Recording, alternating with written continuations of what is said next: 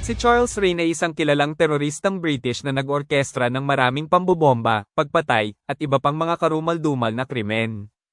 Ngunit sa kabila ng kanyang criminal record ay hindi pa siya nahuhuli.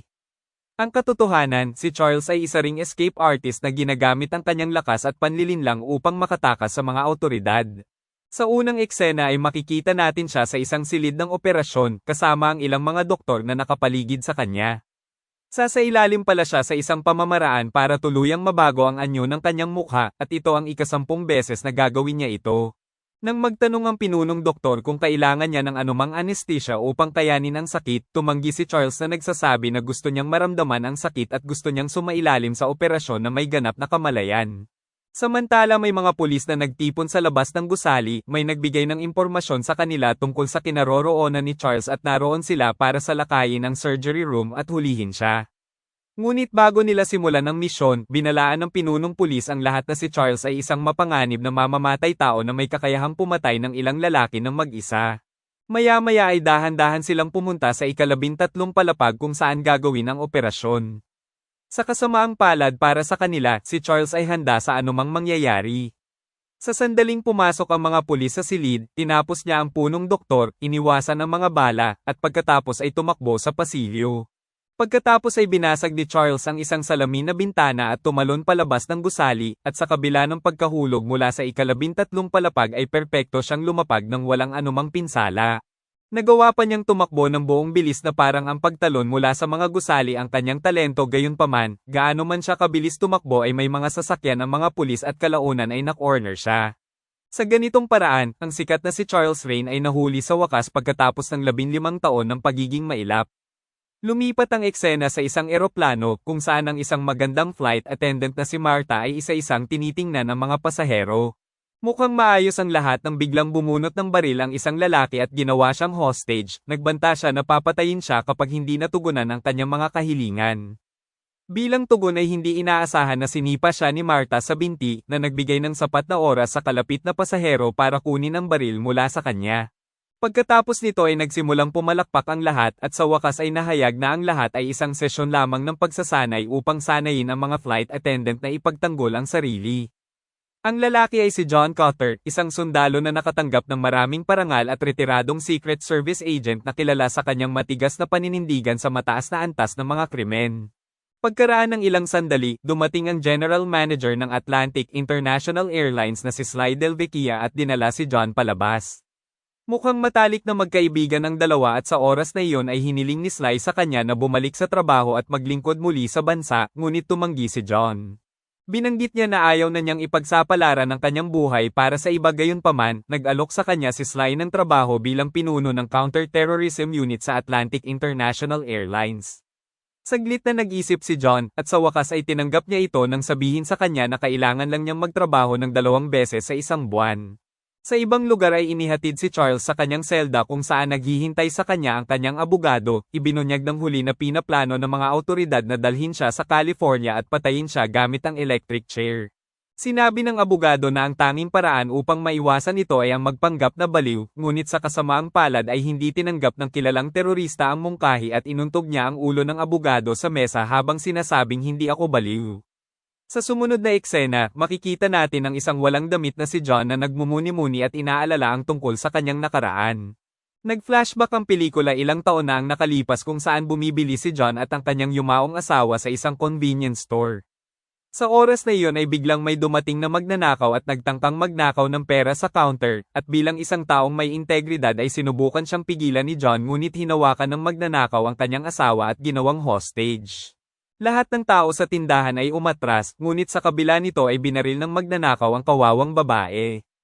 Kalaunan ay napatay siya ni John, ngunit nang bumalik siya upang suriin ang kanyang asawa ay patay na ito.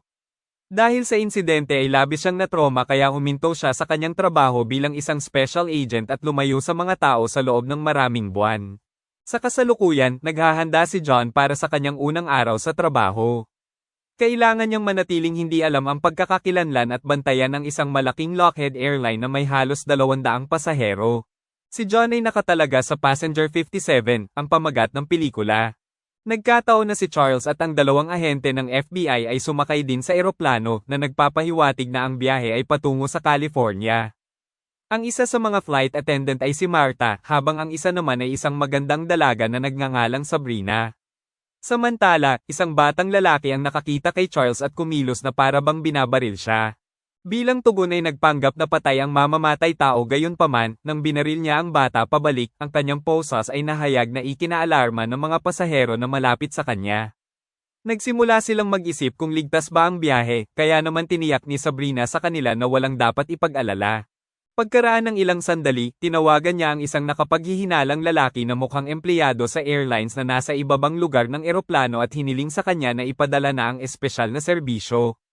Ang lalaki ay sumunod at inilagay ang isang metal na briefcase sa isang tray. Kasabay nito, si John na naiinis sa kanyang madaldal na katabi ay tumayo at nagtungo sa banyo upang magkaroon ng ilang oras na mag-isa. Sa sandaling maisara niya ang pinto, kinuha ni Sabrina ang nilalaman mula sa metal box at naihayag na ito ay isang baril. Pagkatapos ay tumungo siya sa dalawang ahente ng FBI at binaril ang mga ito sa ulo na labis na ikinatakot ng lahat. Matapos matanggal ni Charles ang kanyang posas, 3 sa kanyang mga tauhan ang tumayo sa kanilang mga upuan at nagbanta sa lahat na manahimik. Dito ay ipinahayag na si Charles ay plinano na pala ang lahat simula pa noong una, nang malaman niyang sasamahan siya ng mga ahente sa isang commercial airline, agad siyang kumuha ng mga tao upang makuha ang kontrol sa eroplano. Sa sumunod na eksena, nagtungo si Charles sa cockpit at pinatay ang isa sa mga piloto upang igiit ang kanyang pangingibabaw. Pagkatapos ay ibinalita niya sa radyo na hindi sila lalapag sa California at sa oras na iyon ay opisyal nang na-hijack ang eroplano. Gayunpaman, kung ang mga pasahero ay mananatiling tahimik at susunod sa kanyang mga utos, walang pinsalang mangyayari sa kanila. Samantala, narinig ni John na nasa banyo pa ang lahat ng ito at natakot. Buti na lang at nakuha niya ang onboard phone ng eroplano at ipaliwanag ang sitwasyon sa kanyang kaibigan na si Sly. Kasunod nito ay dalubhasa niyang pinasuko ang isa sa mga hijacker, kinuha ang kanyang baril pagkatapos ay ginamit ang lalaki upang pangharang at hinarap si Charles.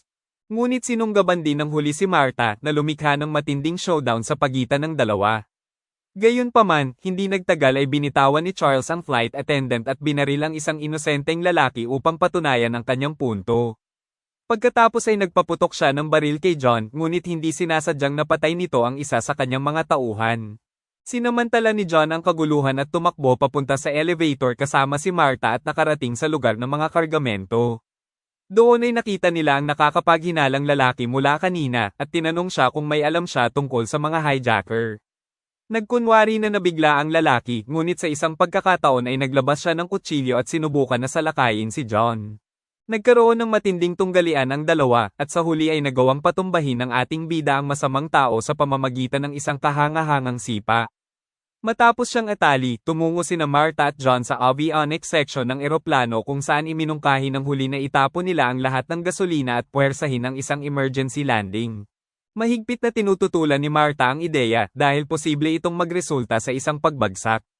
Ngunit nang ipaliwanag ni John na ito lamang ang kanilang paraan, pinayagan na niya itong magpatuloy. Nang halos wala ng laman ang gasolina, ang dalawa ay tumungo sa landing gear dahil ito ang pinakamagandang lugar para tumalon palabas ng eroplano nang hindi nagtatamo ng maraming pinsala. Sa kabutihang palad, gumana ang plano kaya nang malaman ni Charles na naubusan na sila ng gasolina ay hiniling niya sa mga piloto na gumawa ng emergency landing sa pinakamalapit na paliparan. Samantala sa Atlantic International Headquarters, nalaman ni Sly at ng kanyang mga superior na ang na-hijack na eroplano ay naghahanda ng lumapag sa isang maliit na airstrip sa Lake Lucille, Louisiana. Kaya naman hindi sila nag-aksaya ng oras, sumakay si Sly sa chopper at tumungo sa lokasyon. Sa ibang lugar, naghihintay na sina John at Marta na lumapag ang eroplano para makatalon na sila mula rito. Makalipas ang ilang sandali ay huminto ang eroplano, ngunit nang tatalo na ang dalawa ay tinambangan sila ng isa sa mga hijacker mula sa likuran. Si John ay itinulak palabas ng eroplano habang si Marta ay ginawa muling hostage. 2 pulis ang dumating sa pinangyarihan at agad na inaresto si John sa kabila ng kanyang pagtatangka na sabihin na siya ang pinuno ng seguridad sa eroplano. Habang papalayo sila doon ay nakipag-ugnayan si Charles sa control tower at ang pinunong sheriff na si Mr. Biggs ang sumagot sa kanya. Agad na nilinaw ni Charles ang kanyang mga kahilingan na ang eroplano ay kailangang malagyan ng gasolina sa loob ng 10 minuto, at bilang kapalit ay nangako siyang magpapalaya ng 100 pasahero. Nang tumanggi ang sheriff na tanggapin ang deal, pinatay ni Charles ang 5 pasahero para magbigay ng pahayag. Ikinatakot ito ni Mr. Biggs kaya sa wakas ay binigay niya ang go signal upang lagyan ng gasolina ang eroplano. Pagkaraan ng ilang sandali, dinala si John sa control tower at maging si Mr. Biggs ay iniisip na isa siya sa mga masasamang tao. Ang kanyang mga pag-aalinlangan sa wakas ay nakumpirma nang ang tusong si Charles ay tumawag sa kanya muli at sinabi na si John ay isa sa kanyang mga tauhan na nakatakas matapos siyang ipagkanulo.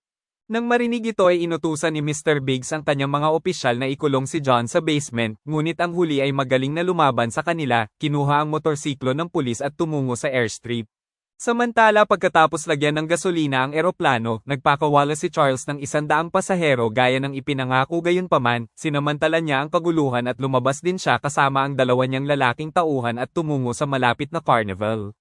Sa control tower, sa wakas ay dumating ang FBI at hiniling kay Mr. Biggs na magbigay ng buong ulat sa sitwasyon. Nang banggitin ng sheriff na binugbog at nahuli nila si John Cotter, nagalit ang head agent at sa wakas ay ibinunyag na isa si John sa kanila. Sa ibang lugar sa carnival, si Charles at ang kanyang mga tauhan ay lihim na sinusundan ni John na desidido pa rin sa paghuli sa kanila. Sa kasamaang palad, ang kanyang pagpapanggap ay naihayag kaya ang isa sa mga hijacker ay nagtangkang barilin siya. Hindi siya tinamaan ngunit sang inosenteng tao ang nakatanggap ng bala na nagresulta sa isang ganap na kaguluhan. Samantala, umakyat si John sa isang Ferris wheel kaya sinundan siya doon ng isa sa mga hijacker. Ang dalawa ay nagkaroon ng isang maliit na tunggalian na nagtapos ng mahulog ang lalaki mula sa Ferris wheel na nagresulta sa kanyang agarang pagkamatay. Pagkatapos nito ay tinalunan ni John si Charles at kalaunan ay napasuko siya. Habang hinuhuli siya ng FBI at ng mga lokal na opisyal, dumating doon si Slidell Vachia at binati ang kanyang kaibigan sa matagumpay na pagharap sa terorista. Gayunpaman, hindi nila alam na ang problema ay hindi pa matatapos. Binyantaan ni Charles ang mga opisyal na kung hindi siya pakakawalan, ang kanyang mga tauhan na nasa eroplano ay magsisimulang patayin isa-isa ang mga pasahero. Ang galit na si John ay sinubukan na magbigay ng panukala sa kanya ngunit hindi siya nagtagumpay. Nang wala nang natitirang pagpipilian, nagpa siya ang FBI at ang iba pang mga opisyal na ibalik si Charles sa eroplano. Gayunpaman ay mayroon silang plano, magpapadala sila ng mga sniper sa ibabaw ng isang kalapit na gusali. Sa sandaling makita si Charles at ang iba pang mga hijacker, sila ay babarilin hanggang sa mamatay. Sa oras na iyon ay inutusan si John na mamuno sa buong misyon. Sa sumunod na eksena ay hinahatid na ng dalawang ahente ng FBI si Charles sa eroplano, ngunit nang sila ay papasok na, ang sniper ay nagsimula silang barilin sa halip na ang mamamatay tao. Lumalabas na pinatay pala ng kahina-hinalang lalaki ang mga orihinal na sniper at ngayon ay pinapatay ang lahat ng ahente ng FBI. Di nagtagal ay naganap ang shootout sa pagitan ng mga hijacker at ng mga ahente na nagresulta sa ilang pagkamatay kabilang na ang nagpanggap na sniper. Nagsisimula na ring lumipad ang eroplano ngunit hindi basta-basta susuko si John. Silang dalawa ni Sly ay sumakay sa kotse ni Mr. Biggs at hiniling sa kanya na habulin ang eroplano. Ang kanilang plano ay lumapit sa landing gear at pumasok sa eroplano sa pamamagitan nito. Kahit na ang gawain na ito ay isang lubhang mapanganib, ito ay napakadali lang para sa ating bida. Walang kahirap-hirap na kumapit siya sa landing gear na parang ito ang kanyang pang-araw-araw na ginagawa. Pagdating sa loob ay pumunta siya sa lagayan ng mga cargo at pinatay ang isa sa mga hijacker, pagkatapos ay lumapit siya kay Sabrina mula sa likod at pinatulog ito. Ngayon, ang tanging hijacker na lang na natitira ay si Charles. Gayunpaman, bago niya ito harapin ay nagtungo muna si John sa cockpit at hiniling sa mga piloto na bumalik sa Lake Lucille Airstrip. Pagkatapos nito ay nagsimula na ang final showdown. Sa kabila ng pagiging isang propesyonal na manlalaban ni John, tumutugma sa kanya ang kasanayan ni Charles. Sa oras na iyon ay tinamaan ng ligaw na bala ang bintana habang sila ay naglalaban na nagdulot ng pagkawala ng presyon ng hangin sa eroplano.